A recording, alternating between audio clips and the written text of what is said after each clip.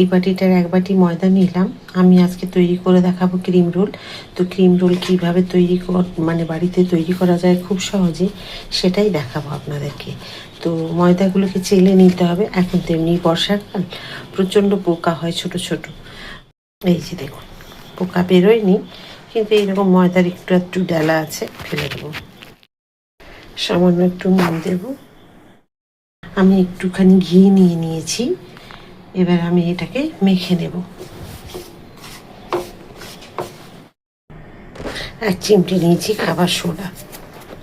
ব্যাস, এবার জল দিয়ে অল্প অল্প করে জল দিয়ে মেখে নেব।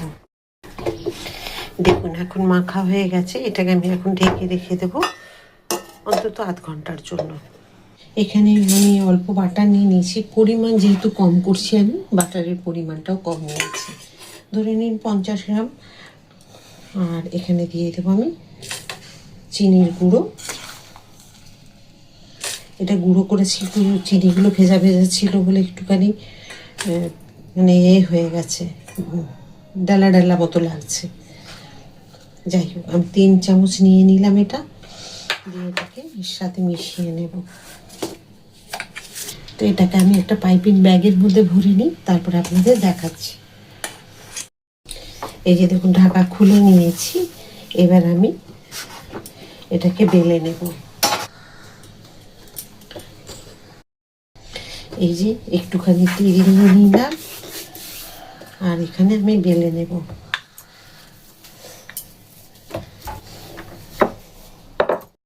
দিয়ে একটু বাটার দিয়ে দেবো, এভাবে দিয়ে একটা ভাঁজ দেব।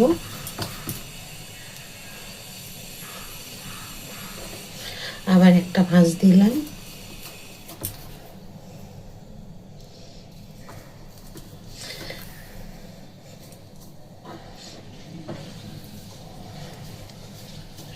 এবার একটুখানি ময়দা দেব। এভাবে ময়দা দিয়ে ছড়িয়ে বেলে নেব।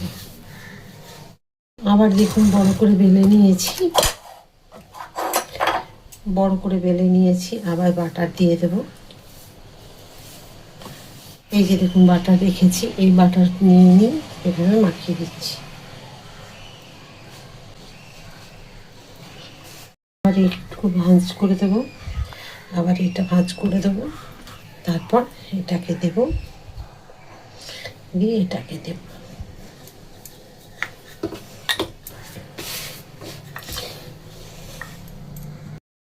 দেখুন, এইরকম বড় করে বেলে নিতে হবে, আর মোটা থাকবে এইরকম। এই যে এরকম মোটা, এই দেখুন এইরকম থাকবে। এবারে চারি সাইডটা আমি একটু কেটে চৌকো করে নেব। এই যে দেখুন, 4টে সাইড আমি একবারে কেটে নিয়েছি। এই যে এগুলো একদম চৌকো মতো করে নিয়েছি। আমি 6টা করবো, তার জন্য দেখুন 1টা 2টো 3টে 4টে 5টা 6টা। আগে উপর থেকে একটু হালকা দাগ দিয়ে দেবেন, তারপরে এগুলোকে কাটবেন, কারণ তাহলে সমান হবে সবগুলো। কোনোটা পাতলা মোটা এরকম কিছু হবে না। আমি মানে সাদা পেপার দিয়ে এগুলো করে রেখেছি, আপনাদের দেখাই। এই যে একটা পেপার নিয়েছি, এটাকে আপনারা চাইলে এই জায়গাটা সুতো দিয়ে বেঁধে দিতে পারেন। এই যে দেখুন, আমি নিচ্ছি। এই জায়গাটা দেখবেন যেন কোনা বেরিয়ে না থাকে।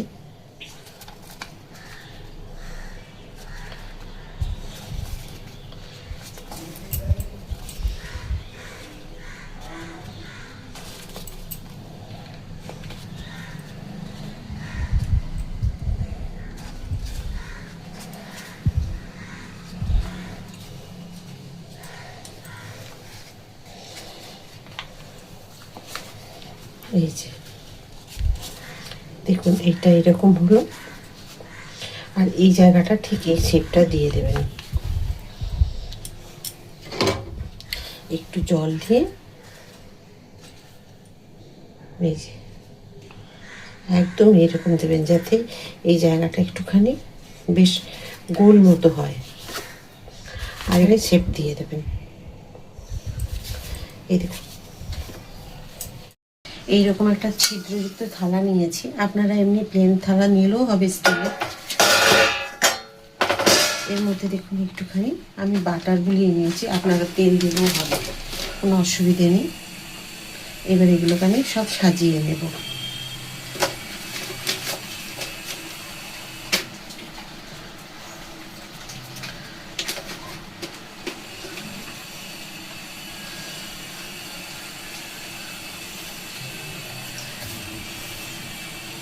ফেলে দেবেন, কাঁচি দিয়ে কেটে নিলাম। এই যে এবার এই থালাটা ঢেকে দেবেন। হাই ফ্লেমে থাকবে 10 মিনিট, তারপরে রেখে দেবো 20 থেকে 25 মিনিট বা 30 মিনিট মতো। তারপরে 15 মিনিট পর একবার এলাম, এসে আর এই যে একটুখানি বাটার নিয়েছি, এগুলোতে ব্রাশ করে দেবো।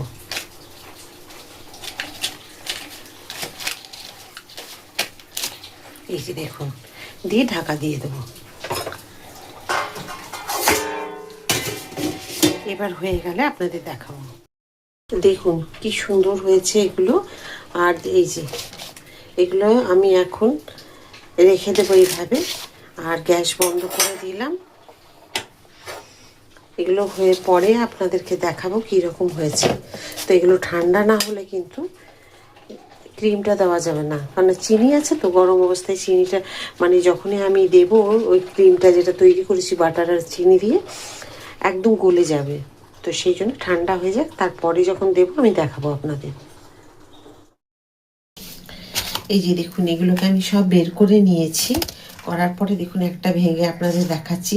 এমনিতেই দিতে গিয়ে এত মুচমুচে খাস্তা হয়েছে যে এই দেখুন কি সুন্দর ভেঙে যাচ্ছে।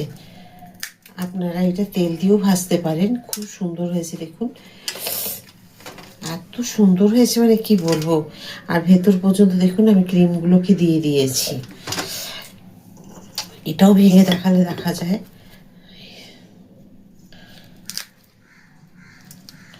এই দেখুন খুব সুন্দর হয়েছে। এই যে দেখুন কি সুন্দর হয়েছে, দেখতে পাচ্ছেন? দেখুন দেখতে যেমন সুন্দর হয়েছে আর কি সুন্দর রোলগুলো হয়েছে। আর আপনাদের ভেঙে দেখিয়েছি বলে দেখুন এগুলোকে আলাদা রেখেছি, এত সুন্দর হয়েছে মুচমুচে খাস্তা। তো এইভাবে আপনারাও তৈরি করে নিন। আর ক্রিম রোল বিস্কুটটা কেমন হয়েছে সেটা কমেন্ট করতে ভুলবেন না। যদি ভালো লাগে লাইক সাবস্ক্রাইব শেয়ার করে আমার সাথে থাকবেন। আবার একটা নতুন রান্না নিয়ে চলে আসবো আপনাদের সকলের কাছে। সবাই খুব ভালো থাকুন। রাধা রাধা।